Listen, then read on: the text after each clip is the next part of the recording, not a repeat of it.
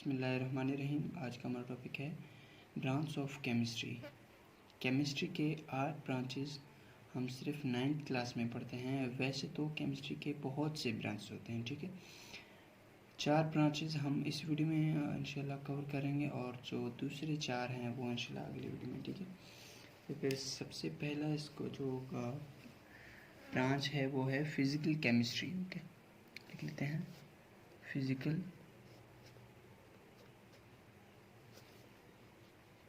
Chemistry. Okay, the branch of chemistry, इसकी definition कुछ यूँ होंगी, the branch of chemistry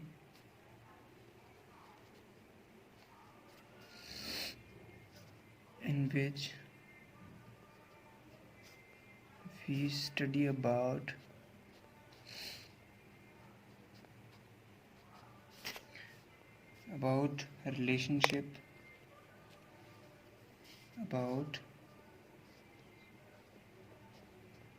relationship between composition and physical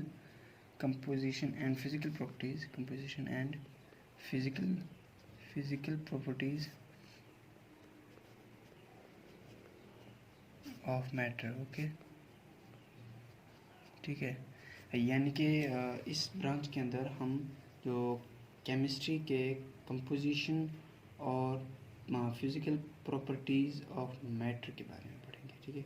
यानी कि जो मैटर है उसकी जो साख्त है, बनावट, ठीक है, उसके बारे में स्टडी करेंगे और उसकी जो फिज़िकल प्रॉपर्टीज़ हैं उनके बारे में स्टडी करेंगे, ठीक है। यहाँ पे लिख लेते हैं कि जो इसकी कंपोजिशन है, वो ये है कंपोजिशन और है physical properties,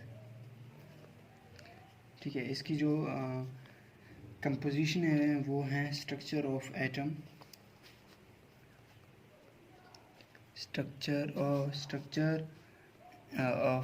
atom and formation of molecule, ठीक है। यानी कि इसके अंदर हम जो एटम की साख्त होती है उसके बारे में स्टडी करेंगे और जो मॉलिक्यूल की फॉर्मेशन होती है उसके बारे में हम स्टडी करते हैं कंपोजिशन के अंदर, जो कि फ़िज़िकल केमिस्ट्री के अंदर है, ठीक है। और इसकी जो फिज़िकल प्रॉपर्टीज़ हैं वो हैं उसकी जो कलर, बॉइलिंग पॉइंट और है melting point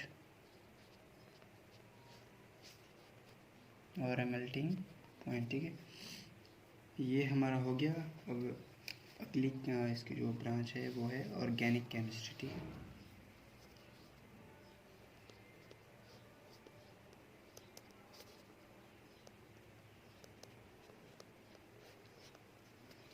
Organic chemistry. The branch of chemistry deals with the study of hydrocarbons and their derivatives, ठीक है। The branch of chemistry deals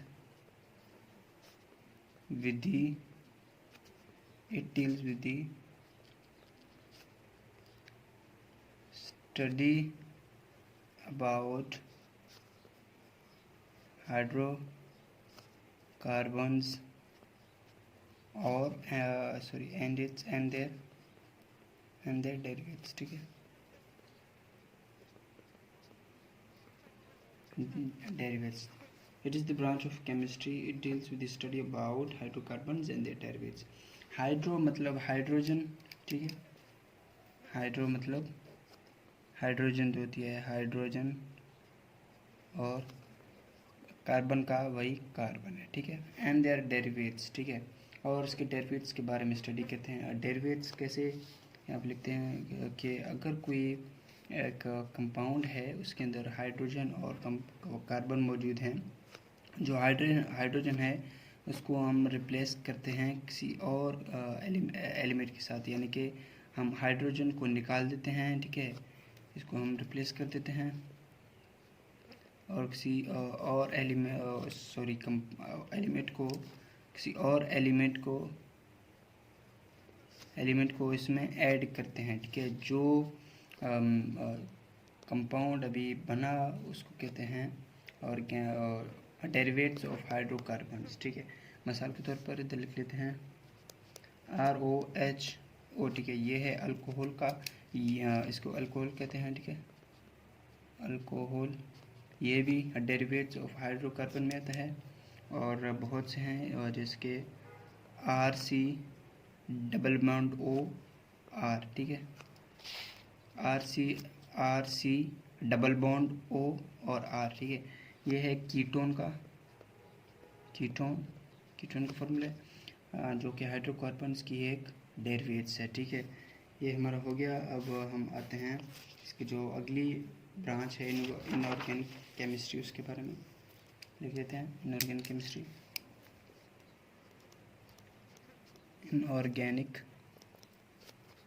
chemistry, okay, ठीक है। The branch of chemistry deals with the study about compounds other than hydrocarbons, okay, लिख लेते हैं। Deals with the study of compounds other than hydrocarbon,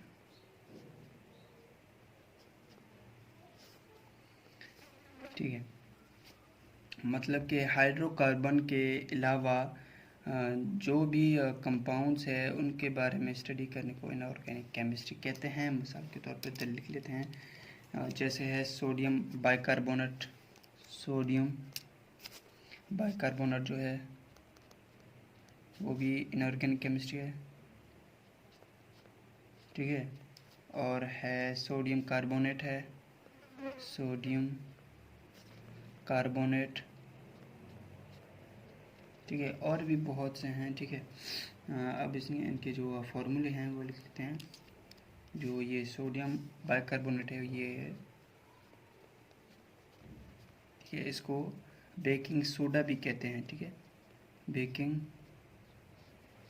soda, ठीक है। Sodium carbonate जो है इसका है NaCO3, ठीक है, सोडियम कार्बोनेट, ठीक है। ये हो गया। अब आते हैं अगली जो इसकी ब्रांच है उसके बारे में, वो है न्यूक्लियर। ये होगी तीसरी, ये होगी चौथा, nuclear chemistry. The branch of chemistry deals with the study about nucleus of an atom, ठीक है। आपको इसके नाम से ही पता चल गया होगा कि इसके अंदर हम न्यूक्लियस ऑफ एटम के बारे में स्टडी करते हैं, ठीक है।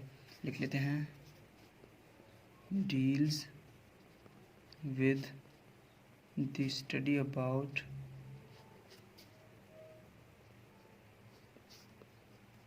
न्यूक्लियस ऑफ एन एटम, ठीक है। यानी कि जो एटम है उसकी जो ये मिसाल के तौर पर एटम है, ये अंदर उसकी न्यूक्लियस है, इसके अंदर प्रोटॉन और न्यूट्रॉन मौजूद होते हैं। तो फिर इस न्यूक्लियस के बारे में स्टडी करने को कहते हैं न्यूक्लियर केमिस्ट्री, ठीक है, न्यूक्लियर केमिस्ट्री। अब और उसके रेडियो एक्टिविटी हैं, रेडियो एक्टिविटी, इसके बारे में भी स्टडी करने को न्यूक्लियर केमिस्ट्री कहते हैं। रेडियो एक्टिविटी कैसे, जो कि अनस्टेबल एलिमेंट्स होते हैं, अनस्टेबल एलिमेंट्स जिनका एटॉमिक मास जो है वो बहुत ज़्यादा होता है पीरियोडिक टेबल के अंदर, ये रेज इमिट करते हैं, अल्फ़ा बीटा गामा, इसको कहते हैं रेडियो एक्टिविटी, ठीक है। रेज इमिट करते हैं अल्फ़ा बीटा गामा, जिनको रेडियो एक्टिविटी के कहते हैं। इनको हम न्यूक्लियर केमिस्ट्री के अंदर स्टडी करते हैं। और जो दूसरी पार्ट है पॉइंट है वो है न्यूक्लियर प्रोसेस, जो कि इसको भी हम न्यूक्लियर केमिस्ट्री के अंदर ही स्टडी करते हैं, ठीक है, न्यूक्लियर प्रोसेस को भी। इंशाल्लाह मिलते हैं अगली वीडियो में। अगर आपको किसी टॉपिक के मुताबिक कोई क्वेश्चन है तो फिर आप कमेंट सेक्शन में बता दीजिएगा। Thank you.